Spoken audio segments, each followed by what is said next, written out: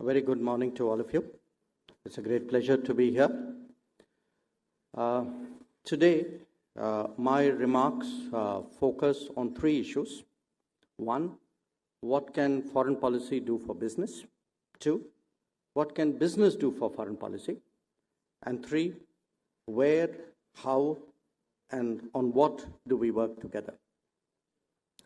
So let me begin with the changing mindset in the government about business. I can say today with a great deal of confidence that if you go to an Indian embassy, they exude receptivity and extend a degree of support, which perhaps Indian business would not have encountered a few years earlier.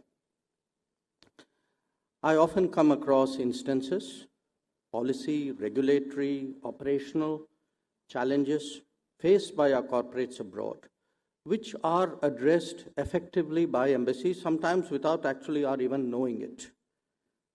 Now, this is not just with regard to high-value transactions. I find even SMEs today get a lot of operational support from embassies, much more than they did before.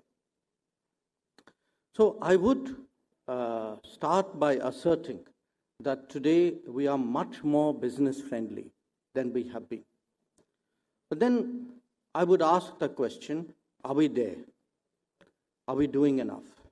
And the honest answer to that is maybe not a no, but I would say maybe a not yet.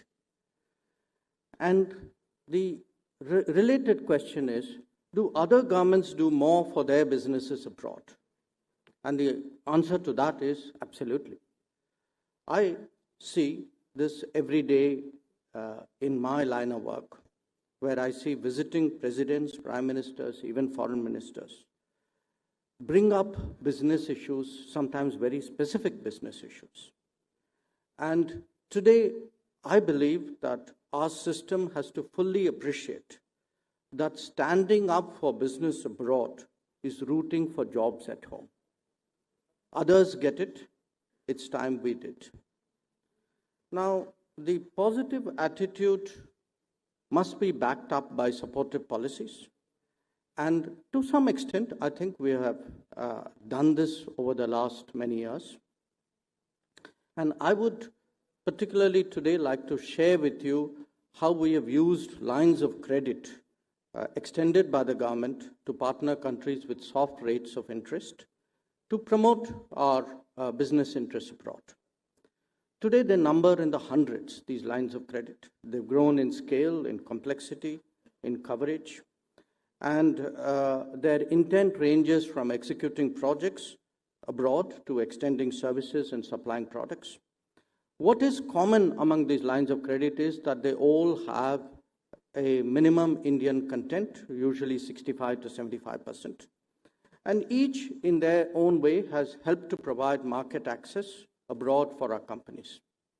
Since lines of credit have a sovereign guarantee, it helps our companies to operate in difficult markets where they would normally not venture, and where they can today, with this support, showcase their capabilities and demonstrate their expertise with a high degree of confidence. It's noteworthy that some of our leading companies in India have made their first foray into our neighborhood and into countries in Africa through lines of credit. And then they have gone on to establish themselves commercially in those countries. Now, as of date, India has offered about 300 lines of credit to 64 countries, and these involve 539 projects. These initiatives, as I said, have qualitatively expanded in recent years, both the size of the LOC as well as the profile of the projects. And the planning and execution has definitely become more efficient, partly because we have an integrated whole of the government approach with very strong oversight, an oversight which I would tell you goes all the way up to the Prime Minister himself. And as a result, we are today completing projects at the rate of 2 large projects a month. And if I were to take grassroots projects, we call them high impact development projects, we are actually doing 4 projects a week, sometimes in different parts of the world. And this, if I say so myself, is not a small achievement. Now, the bulk of the LOCs and projects are with Africa because we've really made a huge commitment to Africa, and I'd like to speak about that. But today, these number 321 projects involving 205 lines of credit. But we also have 181 projects in Asia, 32 projects in Latin America and the Caribbean, and some projects in Central Asia and Oceania. If you look now, these are lines of credit. We supplement them with grant assistance at times. And if you look at that, today our footprint, our development footprint stretches all the way from the Caribbean to the Pacific Islands. And I believe that this has certainly been one of the factors which has helped to make our diplomacy more global. Now, where development partnerships are concerned, I would say no question our most successful example has been with Bhutan, with whom we've had a long and very productive history in the power sector. But we've had iconic projects in the rest of the neighborhood, rail bridges in Bangladesh, reconstruction of the railway tracks in Sri Lanka after 2009, road projects and power transmission to Nepal, and most recently the Metro Express in Mauritius. In Africa, our prominent projects have been in the power sector, in Sudan, Rwanda, Zimbabwe, Malawi, in water, in Mozambique, Tanzania, and Guinea, in health, in Cote d'Ivoire, Guinea, and Zambia, and in sugar, in Ethiopia, in cement, in Djibouti. So it's a fairly long list. And the interesting point is, in many cases in Africa, some of the manufacturing plants that we have helped to set up are really the first of their kind in those countries. So cumulatively, they have been a testimony to our economic capabilities and to our national branding, and in that sense, they've become a foundation on which Indian companies can operate more effectively and expand their business development efforts. And one example we have seen of that is that the demand for buyer's credit from Africa has actually gone up very significantly in the last few years. Now, the same logic, incidentally, applies to the supply of goods and services. And it's interesting that if you look at our market penetration, if you take buses, for example, we've used really LOC's lines of credit for buses to Bangladesh and Senegal, dredging ships, construction equipment to Bangladesh. Rail locomotives, wagons, and coaches have again been a big beneficiary. We've supplied them to Bangladesh, Sri Lanka, Maldives, Angola, Mozambique. Jeeps, in many cases, ambulances, medical equipment. So each of these examples have really made a visible reputational difference in the recipient countries. And today we are taking this LOC mechanism into the defense realm. We have done a number of defense lines of credit, and this is part of our defense export policy. The short point which I wanted to make, therefore, is other than, we do advocate business interests, we do lobby on occasion when we have concerns about the policy of a particular country which affects our business interests. But we also today have concrete mechanisms, vehicles which support our business when they go abroad, and I think that's a message which needs to be positively appreciated. Now, my purpose of saying all of this is not to blow our own trumpet, even though it sounds nice doing so.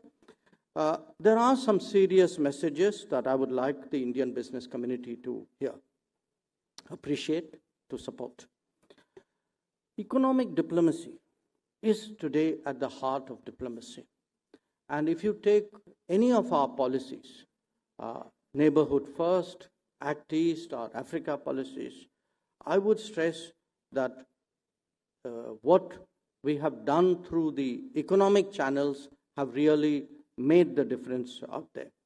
And if brand recognition, market access, business developments, these are practical measures of support. But I do believe that there's a larger strategic intent and a strategic purpose, a strategic message which business and government can convey together.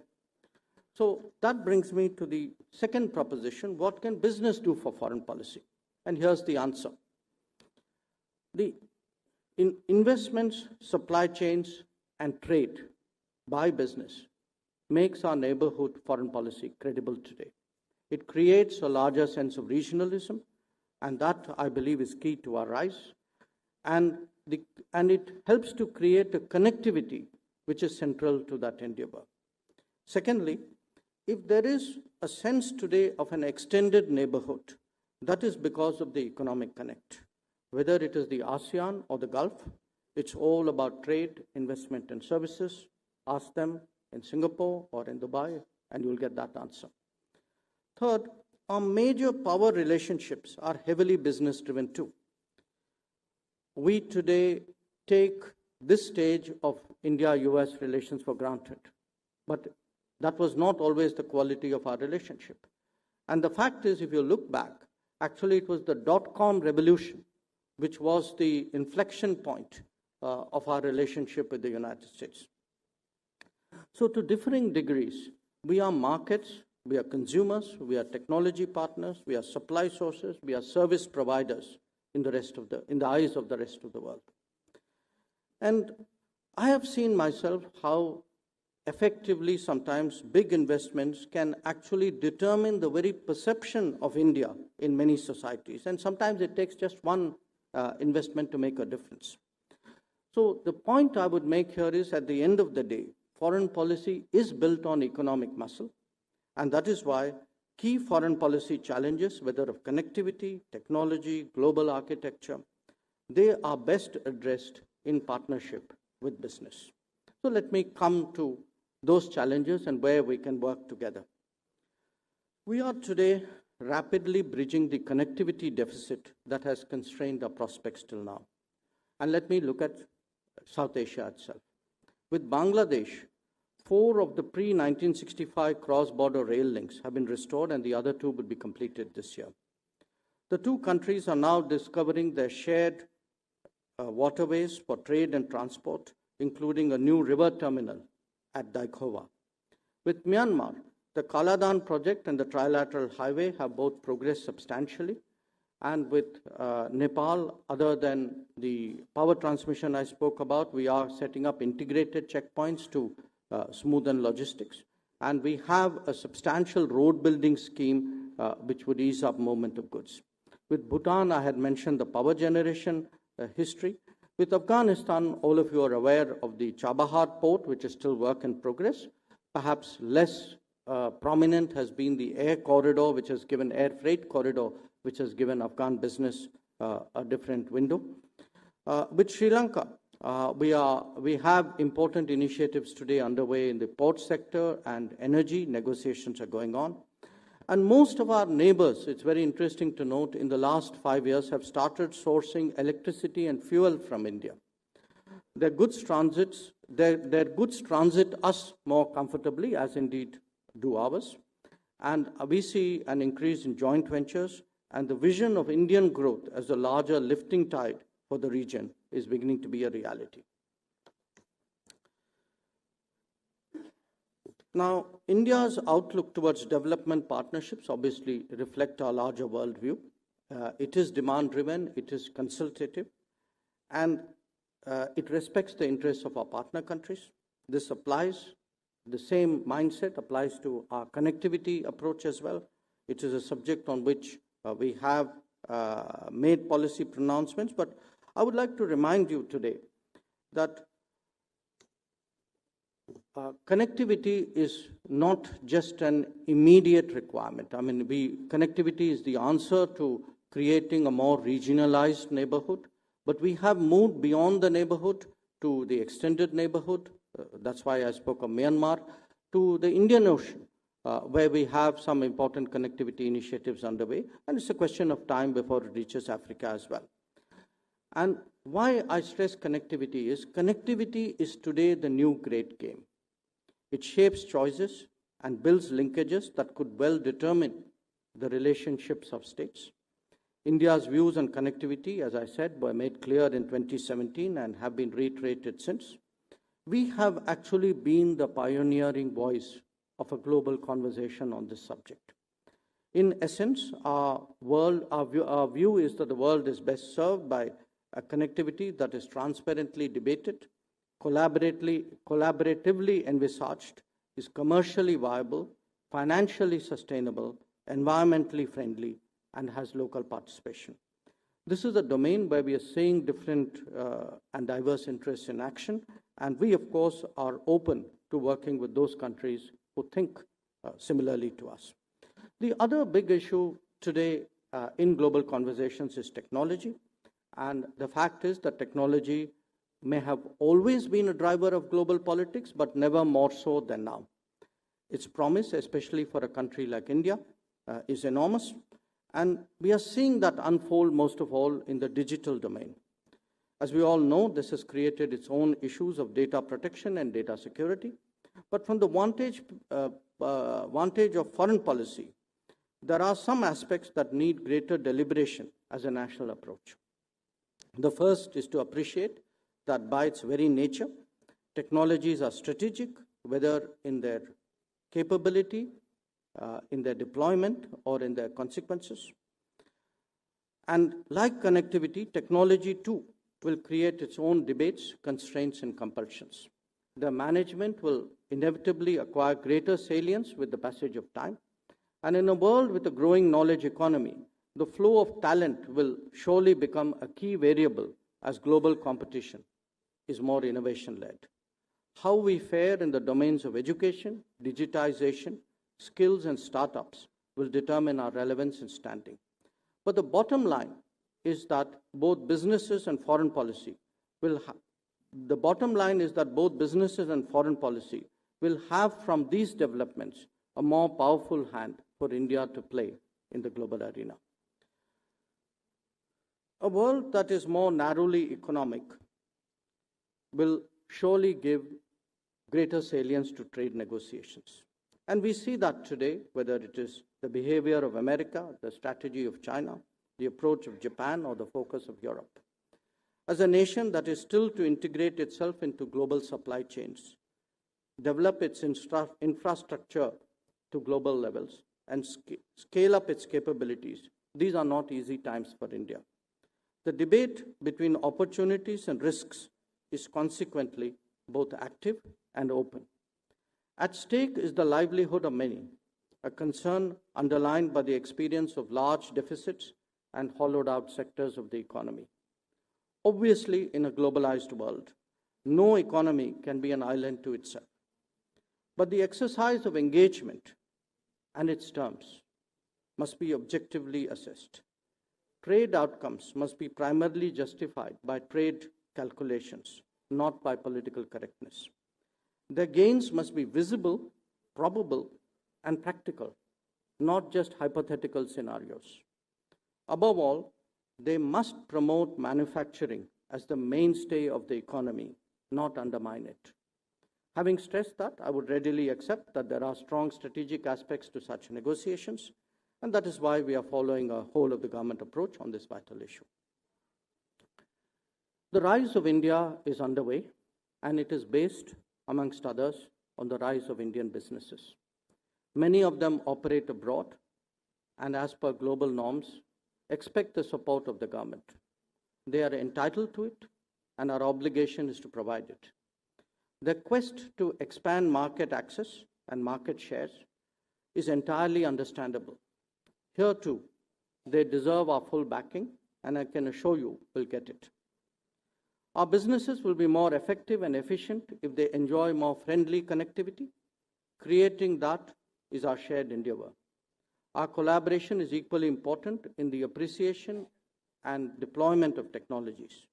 And we are all equally well served by a smoother flow of talent across the world. Recent events have only underlined the importance of supply multipolarity, and its emergence requires a more robust government-business partnership. Today, business is appreciated not just as creator of wealth or even of jobs. Brand India has many facets for the world, and Business India is one of its most important. Your success is part of our success, and as you go out in the world, count on us. We are there for you. Thank you very much.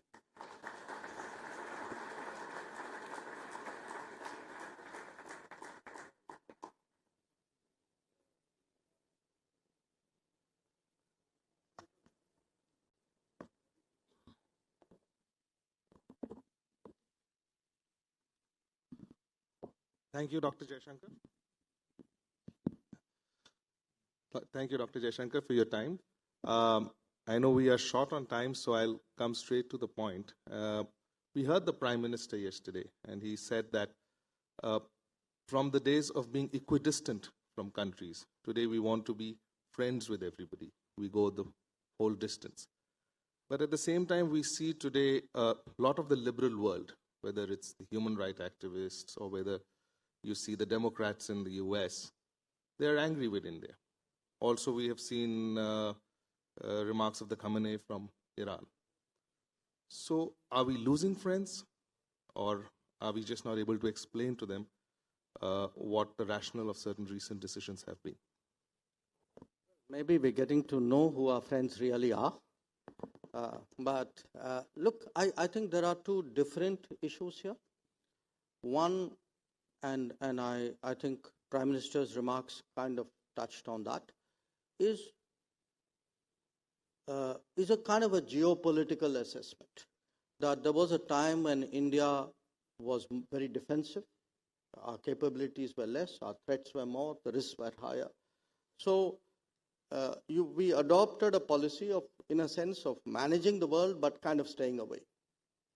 We can't do that anymore. We are the 5th largest economy in the world. We will one day be the 3rd largest economy in the world. I mean, the nature of the world has changed. So as we get more capable, as our confidence level goes, as our interest in the world goes, as their interest in us grow, we have to do the management, but in a very different way. We have to engage everybody and find it's like a sort of a portfolio management. You know, how do you kind of spread your bets and get the best out of a larger scenario? The second issue you raised, see, to my mind, that is a issue of a changing world. It's an issue of a changing world, of a changing India. I think when you, and by the way, the Prime Minister touched on that also, which is that we can't let governance challenges go unaddressed. It's not the mindset of this government to just let important issues pass without decisively addressing many which should have been addressed very much earlier.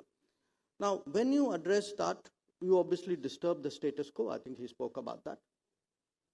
And people who have sort of proclaimed themselves to be the judges of political correctness and arbiters of, public policies, obviously will get ruffled. Now, there will be those debates. Those debates are legitimate. I mean, that's what a democratic world, a democratic society is about. Those debates are happening in India. Those will happen outside. But I would say, in a sense, you will have a big geopolitical constituency out there in the world. You will also have people who understand the changes of India, who agree with it. You'll have people who may not agree with it. But I wouldn't mix apples and oranges. I think these are two different processes at work. But I'll come out ahead at the end of it. But the opposition that you faced on the CAA, for instance, and do you think India has not been able to explain its position, or it has been misunderstood, or is there something we could have done better over here? No. See, look, you are from the media, okay?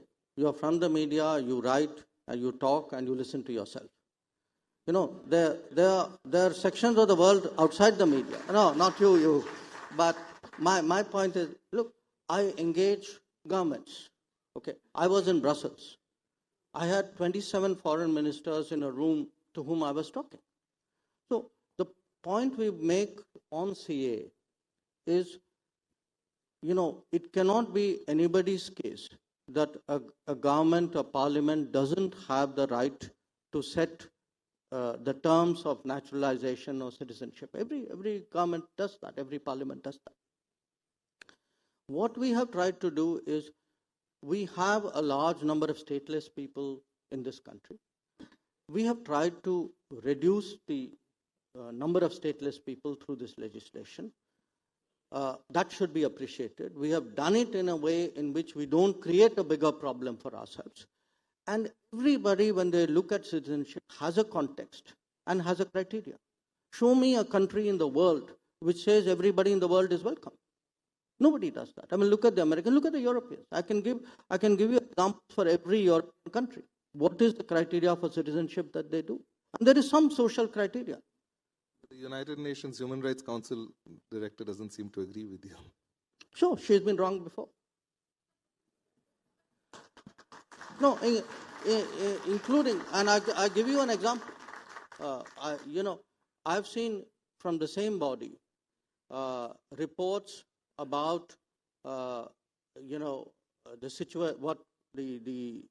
situation in Jammu and Kashmir, where you see how carefully they skirt around that cross-border terrorism problem, as though somehow it has nothing to do with the country next door. So, please understand also where they are coming from. Look at the record of how they have handled this issue in the past. So I'll let you off on that for now. Just two small issues. You did speak about trade. So moving out of RCEP, at the end of it, was it a business decision or was it a strategic decision? Or driven by business interests or strategic decision? No. To my mind, that's my central point today. There's no difference. I can't have a strategy for India which is bad for Indian business. Then I'm hurting my national strategy. Because today, what is India? Indian business is at the heart of India. They are creators of wealth, they are creators of jobs. They keep this country going. So I cannot make a decision about, for me, a decision about India and Indian business interests are the same. Moving back on RCEP was in the interest of Indian business. Absolutely. At the end of the day, we were looking at our experience of the last 20 years, looking at the non-tariff barriers which we face from many of the very countries in that room. This is not a sort of secret. We have said it before. Look, there are businesses, Indian businesses, which are globally competitive. Okay, and I give you the two most obvious cases, which is pharmaceuticals and the IT business. Look at their penetration of the RCEP economies, and look me in the eye, and then tell me this is comparative advantage or your market standing. It's not. So today when I hear people talking protection, who should hold up a mirror to what their own economies are about? The future of trade will be on tariffs or on standards when we look at it in the future for us. I think the world is moving from tariffs to standards. It's obviously, it's never one or the other. It's a mix. The Americans have brought tariffs back into play in a way. This is a question really which my colleague should be answering. But as a general observation and a former and brief businessman, I can tell you that we also should move more towards standards. Lastly, you mentioned that decisions on technologies are also strategic decisions. Did you have 5G in mind when you were discussing? I have all technologies in mind. It's a generic sort of observation. I didn't. Do you have any specific views on how we should approach 5G as such? No, I think those are views which another cabinet colleague should come and talk to you about. Okay, the last question. You've seen the US Taliban deal, and then we also saw it fraying rather quickly. And so where are we on that, and what is the Indian approach going to be? And lastly, do you think there is a recognition of the fact that Pakistan is now the central problem in the region rather than just mentioning Taliban? Look, this could be a full session, okay? So, but I really have to run. So I just make this point that I believe that today we Indians have a very high standing in Afghan society. People genuinely like us. A lot of the work we have done is appreciated. And when it comes to Afghanistan, my own sense is sometimes, people, we tend to be too hard on ourselves. I think we have influence. I think we have a record. I think, we have friends in Afghanistan and around Afghanistan. And my own sense is that the serious conversations about Afghanistan have only now just begun. I mean, we are entering a new phase. So that phase has only begun just now. So you are suggesting somehow in your remarks that we are at some kind of end game, and where are you? I would say the end game of one phase is really the sort of the first wicket of the.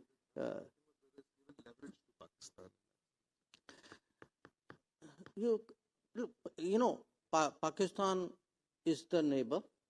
I mean, it's the proximate neighbor with a larger border. Our border with Afghanistan is smaller than Pakistan's, obviously.